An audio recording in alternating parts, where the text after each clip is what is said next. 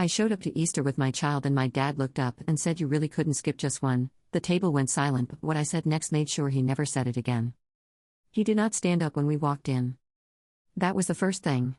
23 people in my parents' dining room and every single one of them looked up when the door opened and my daughter Lily and I came in from the cold with our coats still on and the specific smell of outside still on us, and my father, who was sitting at the head of the table in the chair he had occupied at the head of every family table for as long as I could remember, looked up slowly. Not the way you look up when someone you love walks in. The way you look up when something you were expecting has arrived and the expecting was not warm. He looked at me. Then he looked at Lily. Lily is 4 years old. She was wearing the yellow dress we had bought specifically for Easter, the particular yellow of a child's Easter dress that is supposed to communicate celebration in spring and the specific joy of a small person dressed carefully for an occasion that matters to the adults around her. She was holding my hand with both of hers, the way she holds my hand when she walks into a room full of people she does not see often enough to be comfortable with immediately. My father looked at her. Then he looked back at me. You really couldn't skip just one. The table went silent. Not the gradual silence of a conversation winding down. The specific immediate silence of 23 people who have all heard the same sentence at the same moment and are in the particular suspended instant of deciding what the sentence means and whether it means what it sounds like it means. It meant what it sounded like it meant. My name is Genevieve. I am 31 years old and my daughter's name is Lily and her father is not in the picture in the specific way of someone who made a choice and the choice was not us. I have been raising Lily alone for 4 years and I have been doing it in the particular focus way of someone who has no safety net and has decided that the absence of the net is not the defining feature of the situation. Lily is the defining feature of the situation. Lily, who was standing next to me in her yellow dress holding my hand with both of hers, had just been looked at by her grandfather in the specific way that communicates unwelcome. She is 4 years old. She felt it. I know she felt it because her hands tightened on mine. The specific grip of a small person who has received something they do not have words for and has communicated it the only way available, through the hands, through the tightening. I looked at my father. At the head of the table. At the specific face of a man I had known for 31 years and had been navigating for most of them, the particular face of someone who has opinions about the shape a life should take and has never been quiet about the opinions regardless of who is in the room when he delivers them. He had been delivering them about my life for 4 years. Since Lily. Not always directly. Sometimes through the specific architecture of a question that contains its own answer, the particular how are you managing that communicates the asker believes the managing is insufficient. Sometimes through the particular silence at family dinners when other people's children were discussed with warmth and Lily was discussed with the specific careful neutrality of something complicated. But this was the first time he had said it directly. At the Easter table. In front of 23 people. With Lily standing next to me in her yellow dress. The room was still completely silent. My mother was at the other end of the table. Her face had the specific expression I had been watching develop over 4 years, the particular expression of a woman who loves both the person speaking and the person being spoken to and has never found a way to occupy both positions simultaneously and has defaulted, over 4 years of defaulting, to the position that kept the peace. She was looking at her plate. My brother Felix was 3 seats down. His wife Harriet was next to him. Felix had the specific expression of someone who has heard something and is deciding whether this is the moment he becomes the person who says something. His jaw was doing the particular thing it does when he is processing. My Aunt Dorothea was across the table. She was looking at my father with the specific look of someone who has an opinion and is holding it in the particular way of someone who has learned that opinions at this table have consequences. 23 people. All of them waiting. Lily's hands tightening on mine. I took my coat off slowly. Not dramatically. The specific deliberate slowness of someone who is taking the time they need before they speak because the speaking is going to matter and the mattering requires the time. I helped Lily with her coat. I hung both coats on the rack by the door. I smoothed Lily's yellow dress where it had bunched at the collar. She looked up at me. Her eyes asking the particular question that 4-year-old eyes ask when they are in a room that feels wrong and they are looking to the person they trust most to tell them whether the wrong is manageable. I looked back at her. Go find Aunt Harriet, I said quietly. She saved you a seat next to her. Lily looked across the room at Harriet. Harriet had already pushed her chair out slightly and was patting the seat next to her with the specific warm invitation of someone who has understood exactly what is needed in this moment, and is providing it without being asked. Lily crossed the room. She climbed into the chair next to Harriet. Harriet put her arm around her. I watched until Lily's shoulders dropped. The specific dropping of a small person's shoulders when they have arrived at a safe place. Then I turned back to the table. To my father. Still at the head of it. Still looking at me with a particular expression of someone who has said a thing and is waiting to see what the thing produces. I walked to the table. I did not sit down. I stood at the side of it, close enough that the conversation I was about to have did not need to travel across the room, but not so close that the standing felt aggressive. The specific geography of someone who has chosen their position deliberately. The table was still silent. I need you to explain what you meant. My voice came out completely even. The particular evenness of someone who has moved through the first wave of the thing and is on the other side of it where the clarity lives. Specifically. What did you mean? My father looked at me. He had the specific expression of someone who has said a thing in a room full of people and is now in the particular position of having to account for it with the person it was said about standing directly in front of him. It was a comment. His voice had the specific quality of someone who is reducing the size of a thing by calling it a smaller thing. I didn't mean anything by it. You looked at my daughter and said you really couldn't skip just one. My voice stayed level. That is not a comment. That is a sentence with a specific meaning, and I need you to say the meaning out loud so that everyone at this table understands what we are actually talking about. My father's jaw moved. Genevieve. Say it out loud. Not loudly. The specific quiet of someone who is not going to be redirected. What did you mean? He looked at my mother. My mother was looking at her plate. He looked at Felix. Felix was looking at the table with the particular expression of someone who has decided this is the moment and is locating the words. My father looked back at me. I meant, he said slowly, that it would not have killed you to come alone sometimes. To leave the child with someone and come to a family dinner as yourself. The room absorbed that. As myself, I said. Without he stopped. Without my daughter. The sentence completing itself without him. Without Lily. You meant come to Easter without Lily. He looked at his plate. She is 4 years old, I said. She is wearing a yellow dress. She came to Easter with her mother because she was invited to Easter and her mother brought her because that is what mothers do. My voice completely even. Not a performance of calm. The actual calm of someone who has arrived at the clear cold place and is speaking from it. And you looked at her, at a 4-year-old child in a yellow dress, and said you really couldn't skip just one. The table was completely still. She heard you, I said. My father looked up. Her hands tightened on mine, I said. She is 4 years old and she does not have the words for what your face communicated when you looked at her. But her hands knew. And they tightened. Something moved across my father's face. Not guilt. The specific thing that is adjacent to guilt in someone who has not had enough practice with guilt to have arrived at it fully. The particular movement of someone who has received a detail, the hands, the yellow dress, the tightening, and is finding the detail harder to manage than the argument. I'm not trying to make a scene, I said. I'm standing here because you said something at this table in front of 23 people and a 4-year-old child, and the something requires a response, and the response is mine to give. My father looked at my mother again. My mother raised her head. She looked at me. Then she looked at my father. And for the first time in 4 years of defaulting to the position that kept the peace, her expression did something different. She did not look back at her plate. She kept her eyes on my father. And waited. My father saw it. The specific moment of a man who has looked to the person who has always looked away and has found them not looking away. He looked at his hands. I will say what I came here to say, I said. And then I am going to sit down with my daughter and eat Easter dinner. And I need you to hear every word. He did not look up. The table did not move.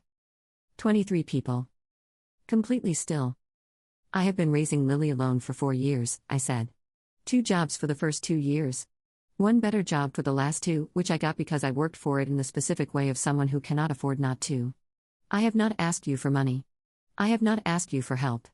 I have shown up to every family dinner that was open to me, and I have brought my daughter because she is mine and she is good and she deserves to know her family. My father's hands were flat on the table. And for 4 years, I said, you have made it clear, not always directly but always clearly, that the shape of my life is a disappointment. That Lily's existence is a complication. That the version of me that would have been acceptable is the version that made different choices. I paused. I have absorbed that for 4 years. In the specific quiet way of someone who has decided that keeping the relationship is worth the absorbing. The room was completely silent.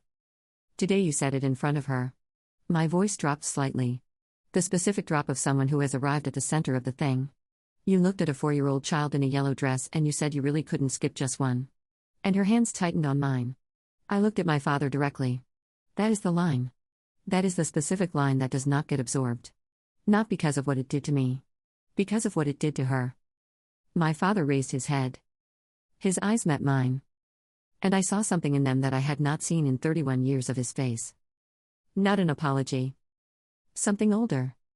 The particular expression of someone who has been holding a position for a long time and has just understood, in the specific way of someone receiving a detail they cannot argue with, that the position has cost something they did not intend to pay. The hands tightening. That was the detail.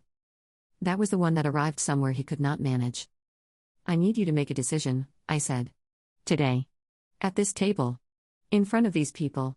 I looked at him. Lily is not a complication. She is not a disappointment.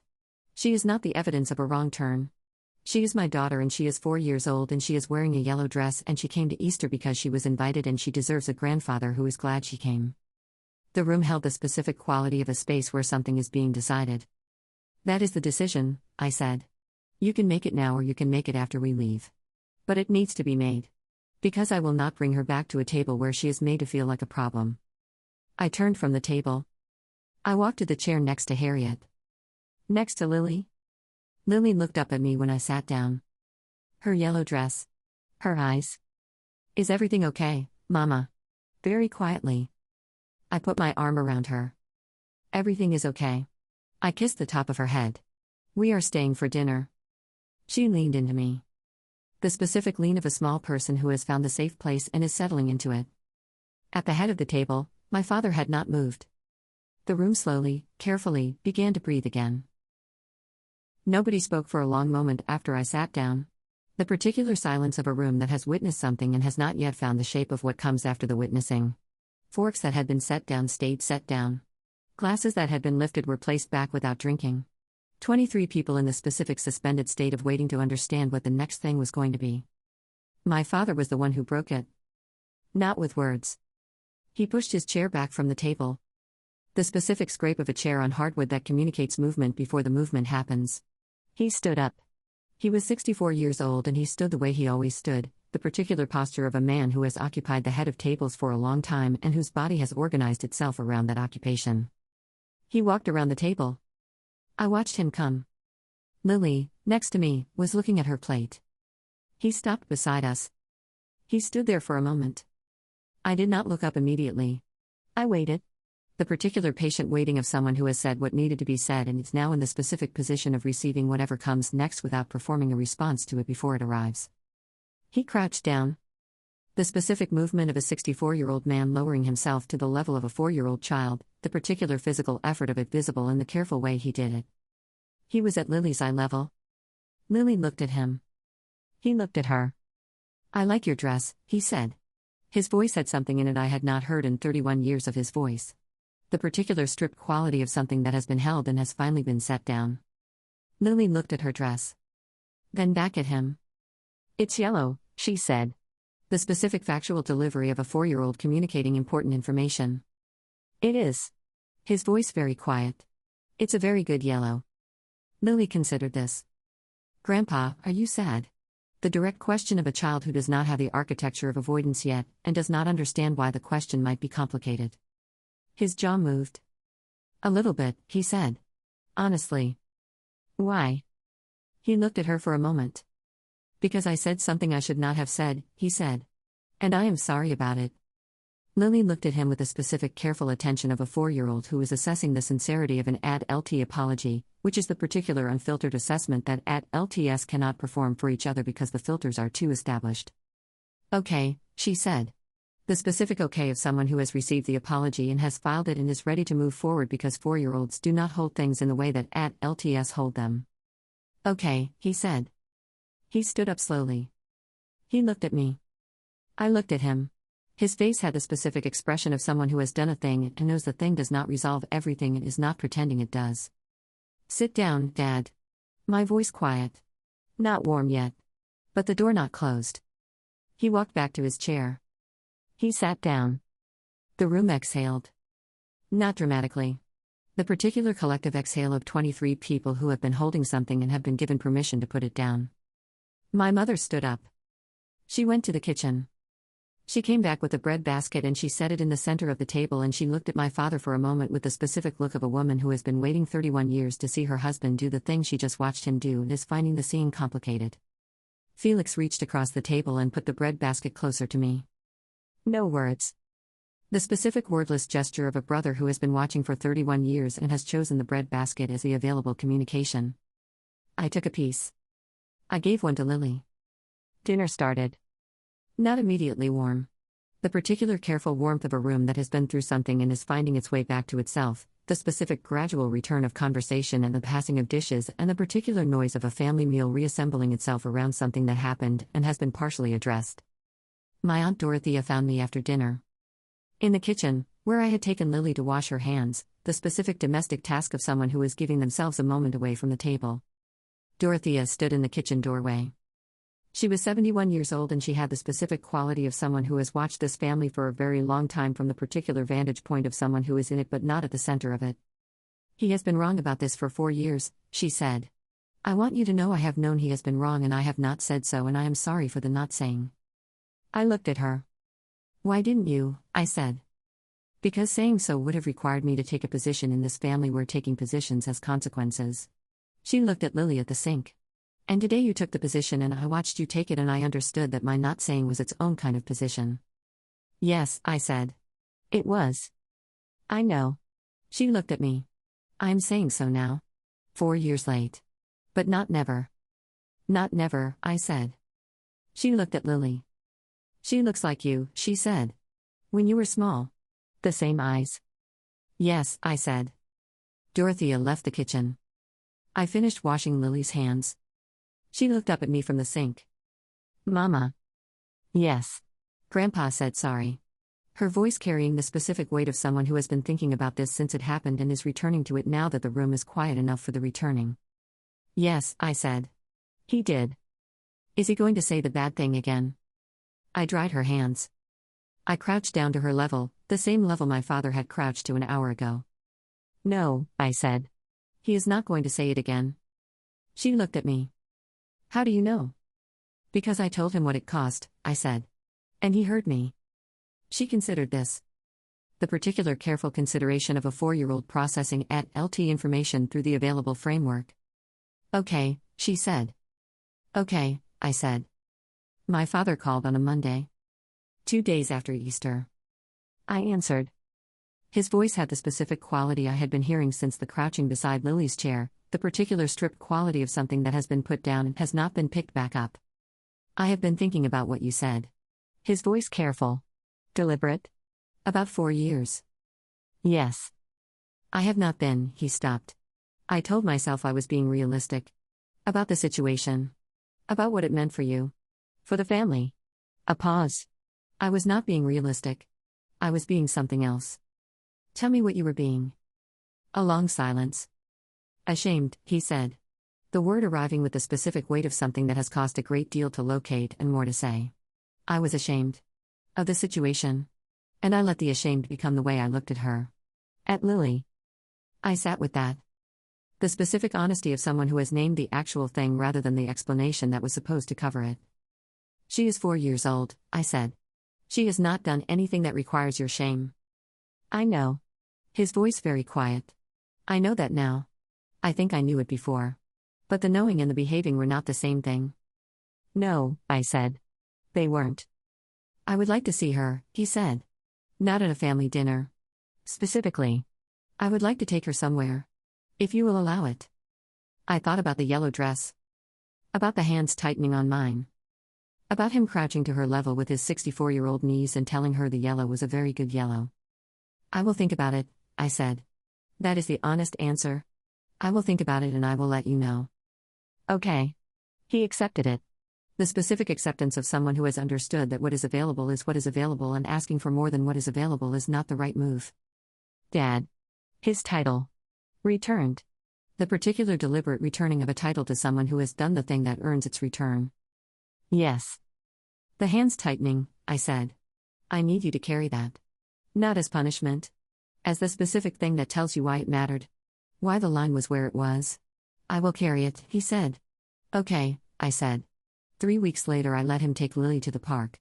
I drove them there and I sat on a bench 30 feet away and I watched my father push my daughter on the swings, the specific physical act of a grandfather and a grandchild finding the shape of something that had been delayed by 4 years of a man's shame and a woman's absorbing and a yellow dress at an Easter table that finally said enough. Lily laughed at something he said. The particular laugh of a 4-year-old who has forgotten, in the specific merciful way of 4-year-olds, that the man pushing her on the swing said something that made her hands tighten 6 weeks ago. My father looked over at me from the swing set. I looked back. He did not smile. He nodded. The specific nod of someone who is acknowledging something without words because the words are not sufficient and the nod is honest and the honesty is what is available. I nodded back. Lily's laugh again. The yellow dress in the swing. The particular afternoon light of a day that had not been planned and had become something anyway. My mother started calling on Thursdays. Not to discuss my father. To talk. The particular ordinary calls of two people finding the shape of a relationship that had been managed around a third person's position for too long and is now learning what it is without the management.